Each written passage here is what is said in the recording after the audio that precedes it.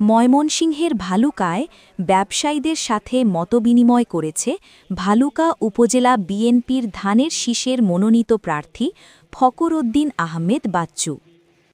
সকালে স্কয়ার মাস্টারবাড়ির Abdul Gani school and college মাঠে আয়োজিত অনুষ্ঠানে এর উদ্বোধন করেন জেলা যুবদলের সদস্য ও ইউনিয়ন যুবদলের সাধারণ সম্পাদক জিয়াউর রহমান জিয়া।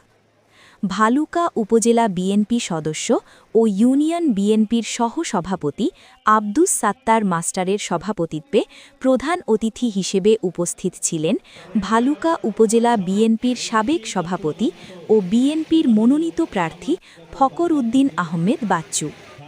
অন্যান্যদের মাঝে উপস্থিত ছিলেন উপজেলা বিএনপির সাবেক সাধারণ সম্পাদক এম এ হামিদ কারি, সাবেক সিনিয়র সহসভাপতি আনোয়ার চেয়ারম্যান, যুগ্ম আহ্বায়ক রুহুল আমিন মাসুদ সহ নেতাকর্মীরা। মতবিনিময় শেষে সাবেক প্রধানমন্ত্রী বেগম খালেদা জিয়ার রোগ মুক্তি কামনায় বিশেষ মোনাজাত করা হয়। স্বাধীনতার ঘোষণা সোনার বাংলা স্কুলের কাছে যেখানে একটি শিক্ষা প্রতিষ্ঠান আছে বাজার আছে সেই শিশুর একটি